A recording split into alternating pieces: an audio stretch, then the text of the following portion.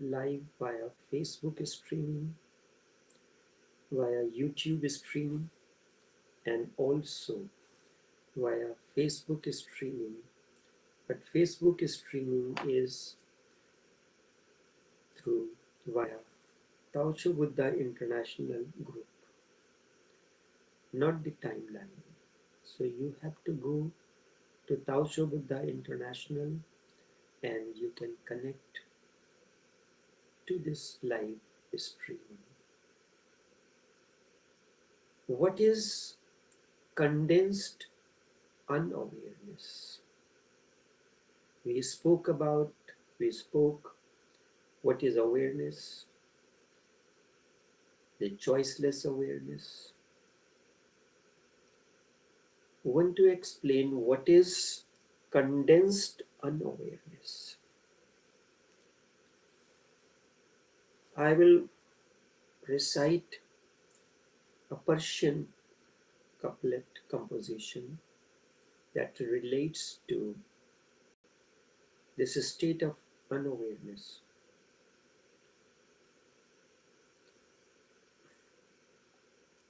चूं व दरगाहे तो अज खुद, चूं व दरगाहे तो अज खुद, चार चीज़ां वरदा हम, चूं व दरगाहे जो तो अज खुद, चार चीज़ां वरदा हम, हक्का की दरगंजे तुनीस्त, हक्का की दरगंजे तुनीस्त, नेस्तियो हाजतो उजरो गुना वरदा हम, नेस्तियो हाजतो उजरो गुना वरदा हम, चार चीज़ा वरदा हम, हक्का की दरगंजे तुनीस्त, चार चीज़ा वरदा हम, हक्का की दरगंजे तुनीस्त, नेस्तियो हाजतो उजरो गुना वरदा हम,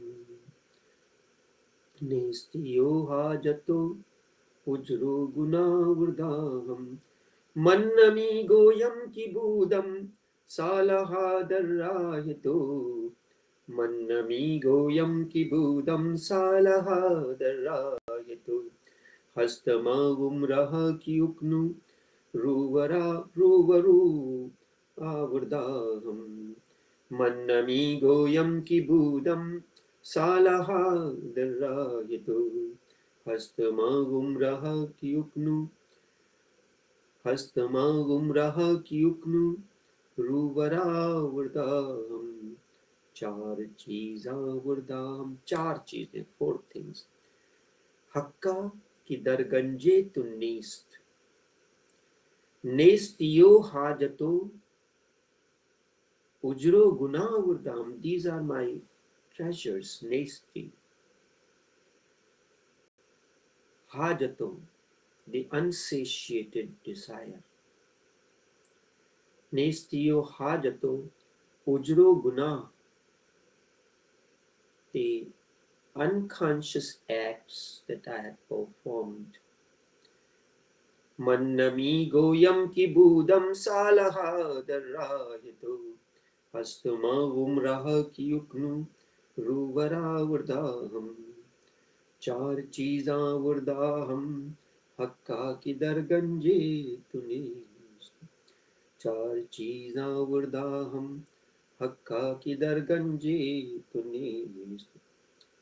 What is condensed unawareness? Indeed, ego is nothing else but condensed unawareness, nafs. It has various stages, nafs, starting with the physical, nafs amara, and then it goes on, nafs lawwama, nafs mutmainu, all these 7 stages. Ego is nothing else but condensed unawareness.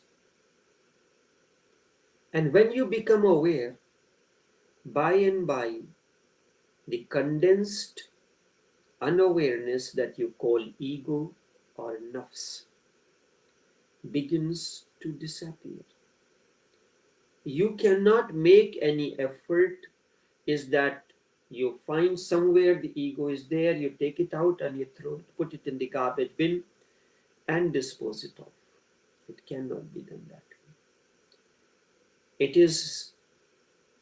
It does not exist, but it appears to be existing, just as darkness. It appears to be existing.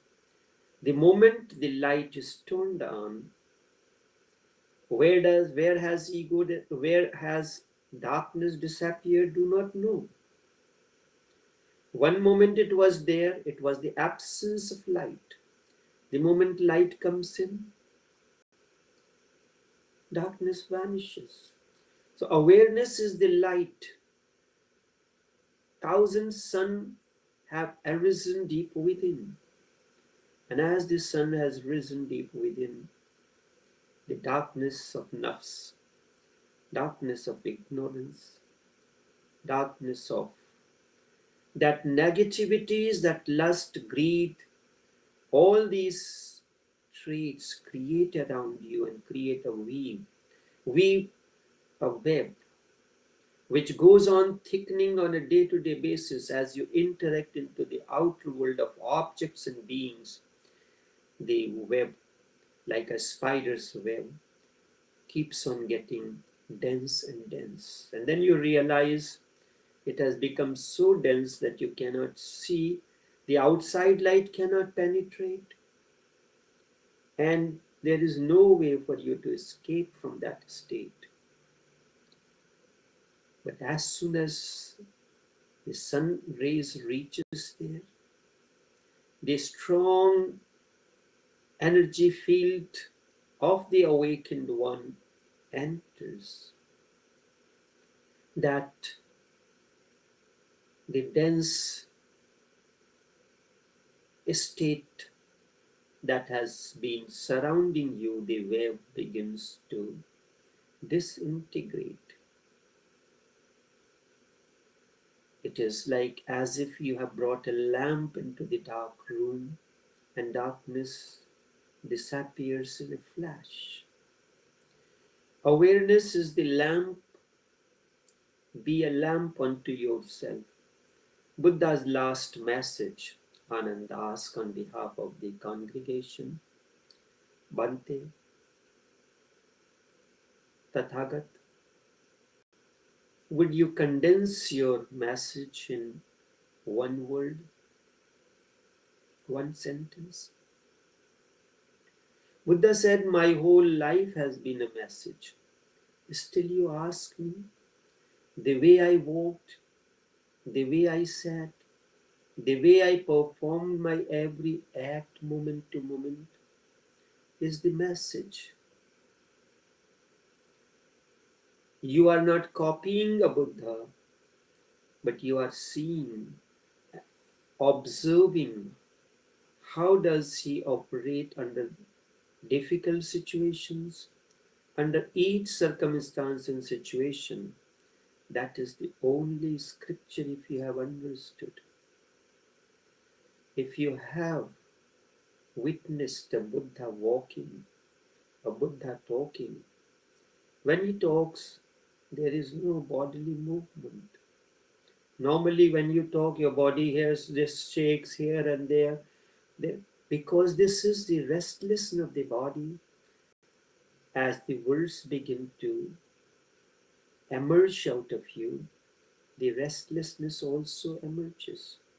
That's why when you are angry, anger is spurting the feelings at the level of the feeling. It is expressing itself through the expressions, through the words, and through the bodily movements. A part is released also.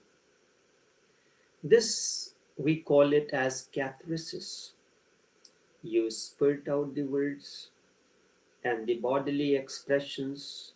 So part is released through the words, part it is released through the bodily movements and the gestures that you take place. gestures that happens at that moment. But nothing like that happens in Buddha because there is a harmony. He understands this. If you can be that, follow that very minutely, just as you come to this particular meditation session, if your emphasis is on the words, you miss something. How does this person sitting so quietly and speaks the intricate matters? Is it coming from the mind? Is it coming from the memory? Is it coming from intelligence? Yes, intelligently the words are chosen. You can say that, but it happens so spontaneous that there is never a dearth of words to fit in the. It's like an expert jeweler. He's sitting with the beads around and he is setting the beads, the precious gems, jewels into the jewelry piece that he is preparing. Automatically, his vision is so intense and magnified that he picks up the right piece and sets it there. As the time goes on and he gains more and more proficiency, in one instance, he is able to establish a coordination between the space where the gem has to sit and the gem where it has to go. If you just observe that how meticulously the jeweler is doing, how meticulously the Buddha, this man is speaking, there is no bodily movements, eyes are fixed, there is no wavering, because the movement of the eyelids, the movement of the eyes is directly connected to your thought process. That is why even in the night when you are sleeping and you are in a state of dream, there is a movement of the eyes. But in Buddha's case, in case of an awakened one, the eyes get fixed. If you continuously stare something, your eyes get tired. But his eyes are fixed. There is no movement. It's totally relaxed. If you get into the knack of this, you don't need to read any scripture. This is a fulfillment unto yourself. The moment that something settles in you, the ego vanishes. All that you have accumulated is disposed of. It gets disposed of automatically. So Buddha said, be a lamp unto yourself. Apo Deepo Bhava. Bhava is a beautiful Sanskrit word. Bhav means be. And from bhav comes another word bhav. Bhav is noun. Bhav means feeling. Another word comes from the same root, bhavana. And bhavana is feeling also. So another noun, we use this word as a feminine name because bhavana or feeling is feminine in nature. That emerges out of your yin energy. So we use bhavana as one of the most beautiful Hindu name for a female being. If you have a girl child, you can use the name bhavana. From this comes out another word, Bhagwan. Bhav, Bhav, Bhavna, Bhagwan. And then from this word also emerges Bhakti. Bhakti means devotion. Bhagati. A slight difference of the choice of the syllable. William Shakespeare did this with English language. Rumi did it in Persian language. And Hindi poet who wrote Ramayana, the story of Ram, he used sometimes, somewhere he uses the word as it fits into. He polishes, grinds it, changes the intonation, and then he gives a new texture, calls it bhakti.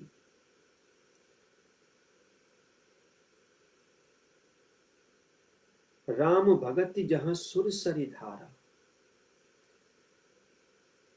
Ram bhagati, the devotion of Ram, jahan where sursari dhara, where their river continuously flowing, that is the devotion.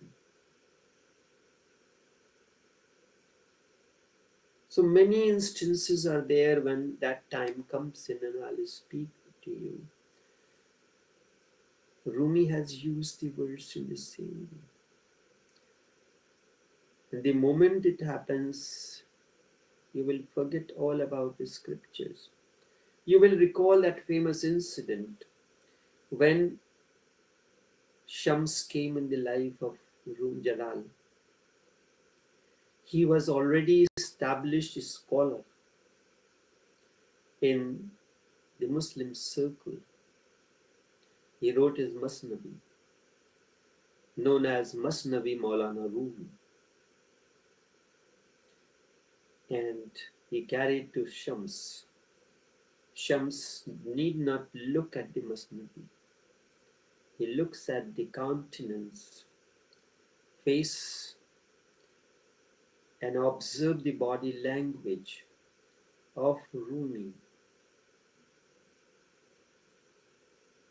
And with that, he said, throw it in the well. Rumi did not hesitate a single moment that I have written this. It is the work of the years, these short aphorisms.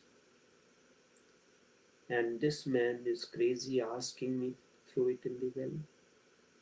Would you do that if someone tells you? No, you will not. Rumi did it, but he did it 40 times. Each time when he brought a new version of the compendium of Masnavi, Shams told him to throw it in the well. In that he is seeing why is he bringing. He did not need to read anything there. Just by the body language, just the aura that Jalal carried around him, Shams knew the content. Then after 40 times getting thrown in the well, when Jalal brought, I feel a kind of affinity when I call him Jalal.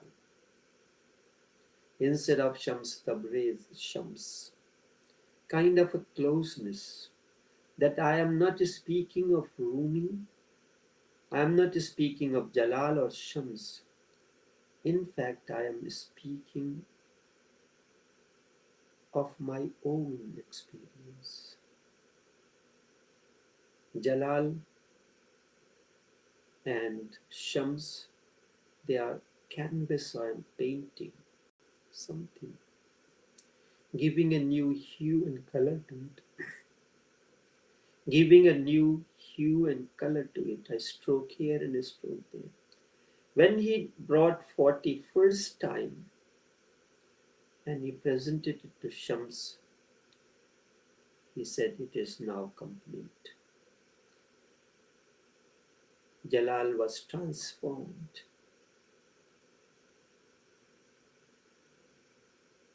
Jalal was transformed.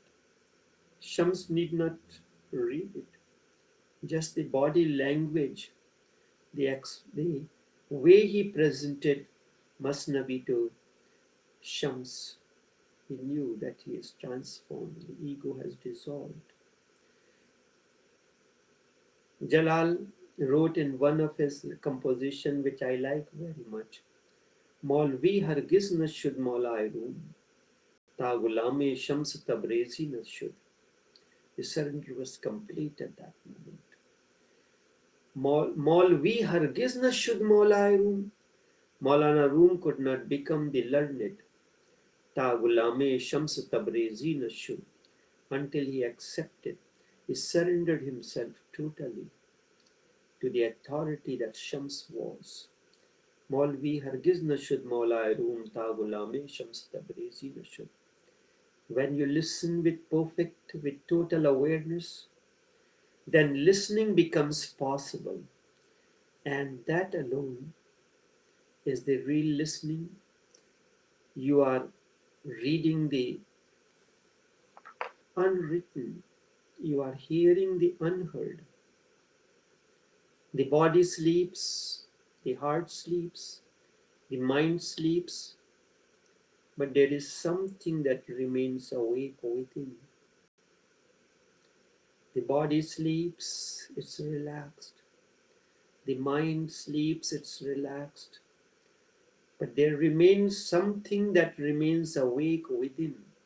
That which remains awake within is you, is the lamp. The alertness, the awareness. Everything else is the false identification.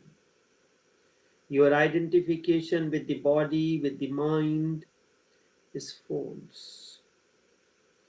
Everything else is false identification. Awareness is your nature. The body is your abode. Mind is your computer. Awareness is you, is the very being. Awareness is the fragrance of meditation.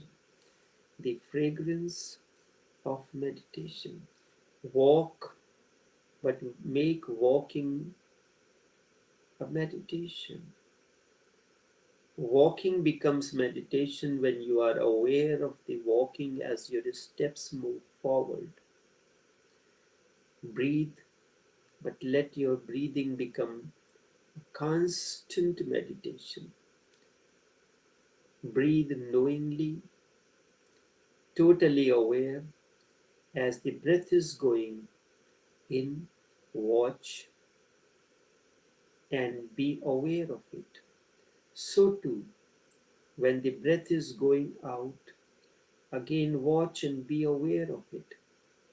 This is what Shiva told his consort Devi in response to many questions that Devi asked, and this formed the subject matter of Vigyan Bhairav Tantra, the treatise on Tantra. A 5,000 years old treatise on meditation. In fact, Vigyan Bhairav Tantra is the treatise on meditation, the process of transformation. It has nothing to do with sex as it is considered. Tantra means the science, the systematic study, understanding. Vigyan means science. Bhairav means that which is beyond the body, that which is beyond the mind. That is the formless in you. Tantra, the treatise, the scientific study. Two is, how does an individual who is beyond body and mind live day-to-day life, and how to attain to this? When Devi asks, What is this wonderful universe? A theoretical answer can be given. And she asks, what is this wonderful universe? What is thy reality? I recall that in a very unique manner I was introduced to Vigyan Bhairav Tantra. When I asked my grandmother, what is my religion? She gave a technique, did not give the answer. She said, your religion is the same as that of God. This was an answer to the question, what is my religion? Your religion is the same as that of God. Your question is not answered. Inquired, what is the religion of God then? So I will know, because my inquiry was to know what is my religion. Have you ever this question occurred to you, what is my religion? Unconsciously you say, I was born into this religion and I adopted this religion. But is that your religion? Did you bring it with you when you entered into this world? No. What you brought with you, a quality, a lamp, which as everything was not lit. You have to get this lamp lit. When I asked her, then tell me what is the religion of God, she said, you ask too many questions that you have to find yourself. This was preparing you for a journey ahead. You explore on your own. Do not find in this and that and here and there and everywhere. Ravindra was trying to look for the meaning of the word beauty. He was searching in this book or that book, and he was reading the writings of one of the famous Western thinker. And here, lo, the beauty was surrounding him, and his eyes were stuck into the book, trying to find what beauty is. So Vigyan Bhairav Tantra, a 5,000 years old treatise on meditation, it has nothing to do with sex. It is wrongly communicated that Tantra is the science of sex. Tantra is the science of how to live moment to moment as you traverse through life's roads with total awareness. So to eat, but eat with full awareness. Take a bite, chew it, but go on watching. Let the watcher be born in you. Let the watcher be there in every moment, whatsoever you are doing. Sinners live in a sort of hell that they create on their own in the absence of awareness. And this continues to weave a web around you. The saints imagine themselves in a sort of heaven because of awareness. And for the sage, awareness brings liberation and absolute freedom. He is freed from all that is duality. Awareness is the secret, the only key, the master key. For awareness, you need not renounce the world or go to the mountains or the caves or monasteries or anywhere else. Your life gives you enough circumstances, situations, and opportunities when you can be aware or unaware, when you can be happy or unhappy. This is your choice. As you are traversing along the life's roads, every single moment, every single act gives you a choice to be happy or unhappy, but in every circumstance and situation you choose not to be happy. Somebody insults you, you listen to it with full awareness, as Buddha did. When someone came from amidst the crowd, insulted Buddha, abused him, and when nothing could affect Buddha, then he spit on him. So intensity changed. And you will be surprised that insult is no more an insult. You may even smile. It hurts only when it is received in a state of unawareness. And you receive everything in your life in a state of, in the mode of unawareness. You have to change that mode from unawareness to awareness, from darkness to light. Someone praises and appreciates you, again you listen to it with awareness. And then nobody can persuade you to do foolish things. Nobody can bribe you, and flattery too becomes impossible. You will smile at the whole nonsense of it, the whole situation of it. Listen, watch, and be aware. And by, a different quality of the being arises in you, which is neither of the body, nor the feelings, and nor of thoughts. Beyond the body, beyond the feeling, and beyond the thoughts, a different pillar of flame starts gathering within you and becomes more and more crystallized. More and more crystallized.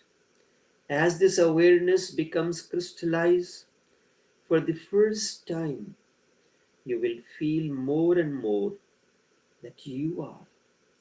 This is the feeling of the being. And then moods will become more and more irrelevant to you. They will come and go. You will remain unperturbed, undisturbed. The climate will change around you, both in and around you. Someone may die, you may have financial loss, you may have physical disability, but you will remain unchanged as if nothing has happened. As if nothing has happened. Whatsoever happens, happens on the outside, not in any way changes within. The within remains absolutely pure, uncorrupted. You are the watcher on the hill.